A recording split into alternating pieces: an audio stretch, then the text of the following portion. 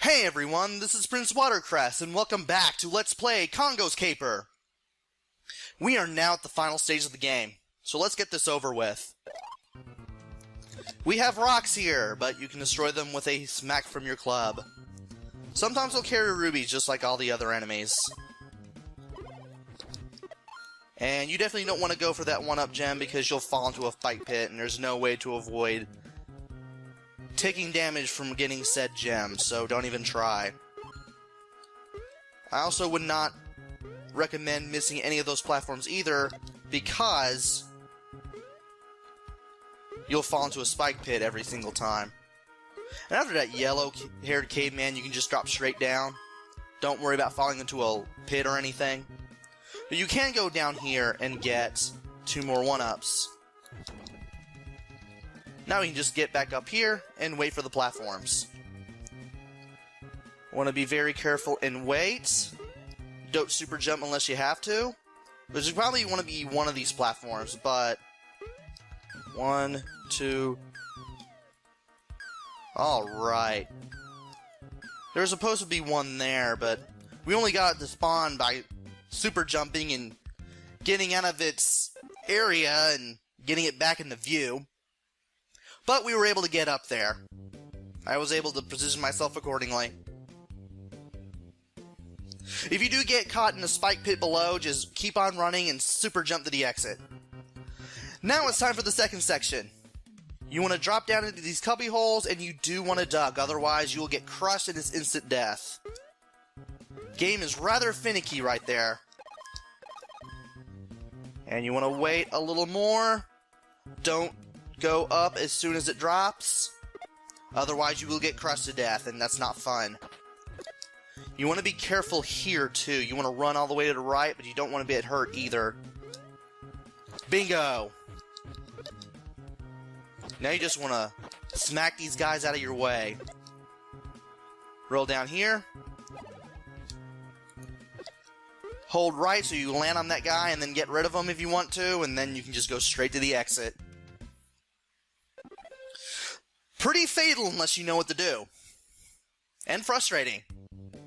Now it's time for the third section, where you're chased by a spiked wall. Want to super jump off that caveman and get rid of everybody that's in your way. Just keep running. You'll be able to outrun this very easily. And you can take this top route and super jump up here to get some lives.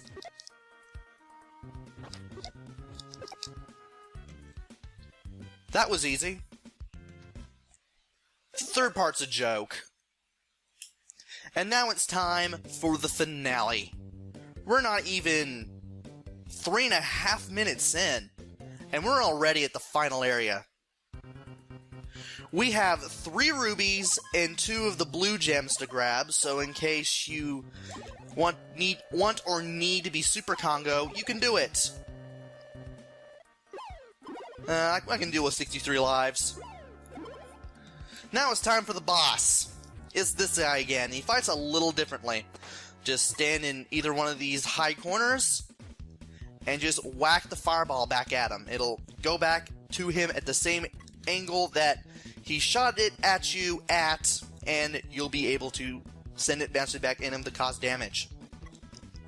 He had an attack just like that in the first time around at the beginning of the game, but, well, we weren't able to utilize it because there was an easier way. But since he fights differently here, we have no choice. Sometimes he'll fly around twice before he shoots a fireball. Just deal with it. And I got 6 more hits on this guy left to go. And spoiler alert, this is not the end.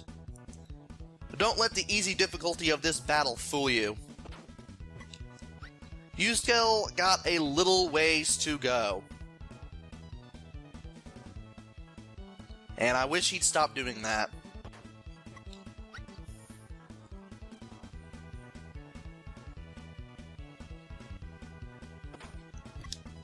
Alright, one more hit. Or 2 more hits, actually. Now we got 1 more hit.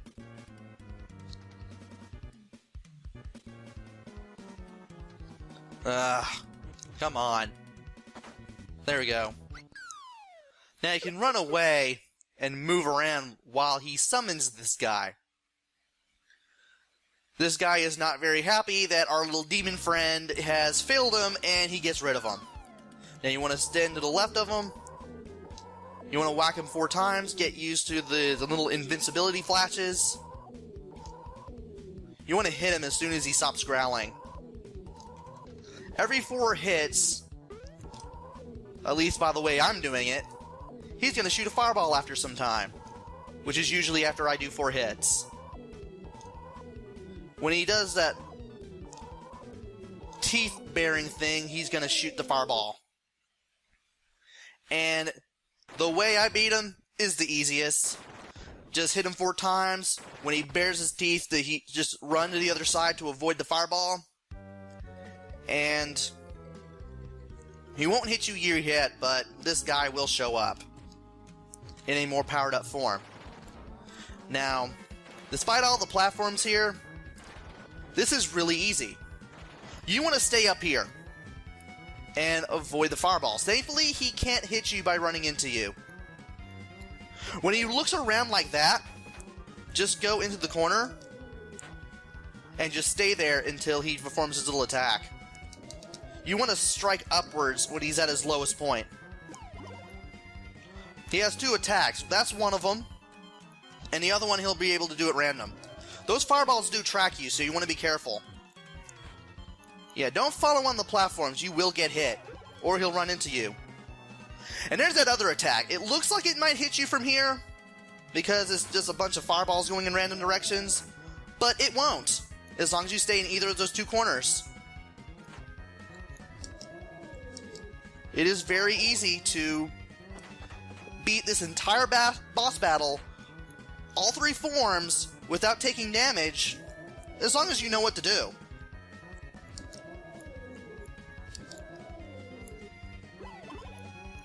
Okay, yeah, I'm glad I got that second shot in. You should be very careful with when you're taking a shot. I mean, you can get at least 1 in, 2 if you're lucky. And even though it looks like it might hit me from here, it still won't. It still won't, because they all go diagonally every time. And I missed a second hit there, but whatever. And I took a damage here, but so be it. Use my invincibility to get some extra hits in. Ain't nothing wrong with that.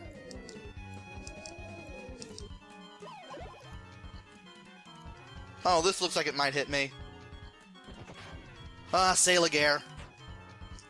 Okay.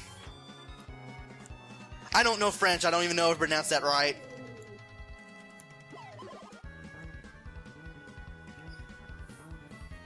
Well, at least it will fail to hit you most of the time. He just has to position himself rather luckily to be able to hit you with that. But he can.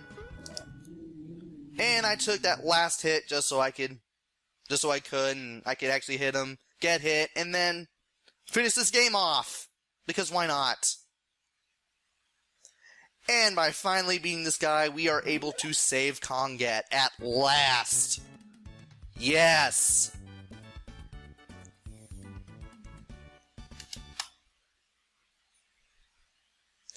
And that's it for Congo's Caper. Not much of an ending here. I mean, you did what you were supposed to do, so you're just gonna get credits and then a little one-screen ending, and that's basically it. So, what do I think of this game? It is a bit on the easy side when you know what to do. And it keeps some of that Joe and Mac style platforming alive. This is a game in the Joe and Mac series. I believe it is the second one in the series, if you go by its Japanese name, which I can't remember for the life of me right now, but it is. Joe and Mac 2 Lost in the Tropics ended up being the third game in the series, and ironically enough, they call it Joe and Mac 3 in Europe. I'm guessing it's because they consider Joe and Mac Returns the unofficial sequel that's kinda uncanon to be a sequel. I don't know. But anyway, this is easy to get through when you know what to do. But even then, it's still pretty fun. Just the ability to time your jumps and position yourself to do them well. The control here is pretty tight once you get used to it, which doesn't take that long at all. So, yeah, I recommend getting this one if you so desire. And we should be nearing the end of the credits at this point.